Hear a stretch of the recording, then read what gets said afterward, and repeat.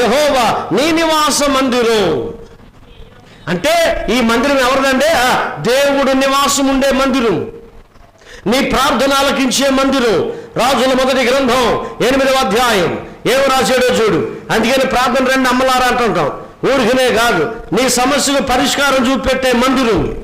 ఏ మందిరం ఇది? ప్రార్థనకు చెవియొగ్గే మందిరం.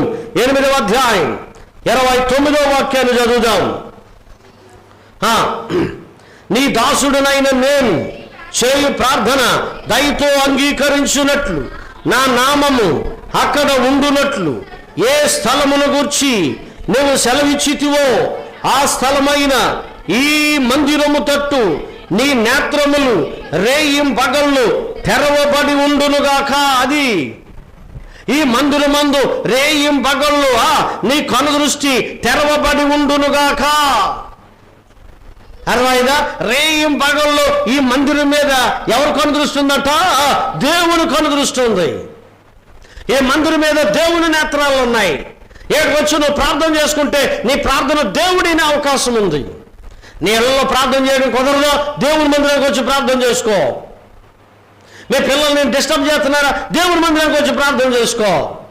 నీ సమస్య ఏంటో దేవుని మందిరంలో చెప్పు. నీ శోధన ఏంటో దేవుని మందిరంలోకి వచ్చి చెప్పు. దినవృత్తాంతాల 2వ గ్రంథం 20వ అధ్యాయం 7వ వాక్యం. ఏమిటండి మందిరము? ఎందుకు కట్టుకోవాలని మందిరం? ఎందుకు కట్టాలనుకున్నారండి మందిరాన్ని? 20వ అధ్యాయము చూడండి 8వ వాక్యాన్ని చదువుదాం. దినవృత్తాంతాల 2వ గ్రంథం 20వ అధ్యాయం 8వ వాక్యం. యుద్ధమైనను తీర్పైనను తెగులైనను కరువైనను మా మీదకి వచ్చినప్పుడు మేము ఈ మందిరము ఎదుట, నోట్ చేసుకోండి, మేము ఈ మందిరము ఎదుట నీ ఎదుటను నిలువబడి మా శ్రమలో నీకు మర్రపెట్టిన ఎడల నువ్వు ఆలకించి మమ్మల్ని రక్షించుదు అనుకొని ఎచ్చట నీ నామ ఘనత కొరకు ఈ పరిశుద్ధ స్థలమును, ఎచ్చట నీ నామ ఘనత కొరకు. మందిరం ఎందుకు కట్టాలట?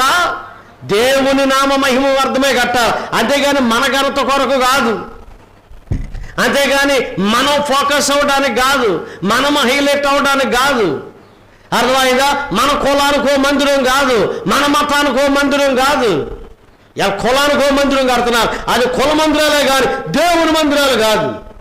పాస్టర్ మీటింగ్లు ఇలాగ అన్నానని చాలా మంది పాస్టర్ గారులకు కోపం వచ్చింది. మీరు కట్టేది కుల మందిరాలు, దేవుని మందిరం కాదు. దేవుని మందిరానికి వచ్చేవాడు కులం లేదు. నేను ఏదో మ్యాచింగ్ ఫోన్ చేశాను, సార్ ఏడు సంగతి అంటే ఆయన అంటున్నాడు వాళ్ళు ఏముట్లు అన్నాడు. వద్దే నువ్వు ఫోన్ పెట్టేనాగా, నువ్వు నాకు చెప్పవుదా? నా చాలా కోపం వచ్చింది. మళ్ళీ ఆయన అంటాడు నేను 30 సంవత్సరాలు బట్టి సీనియర్ పాస్టర్ని. నీ సీనియారిటీ తగలట్ట, ఎవరికి కావాలి నీ సీనియారిటీ? మందిరం కట్టే దేనికి? నీ కులపోల కోసమా? నువ్వు మందిరం కట్టే దేనికి?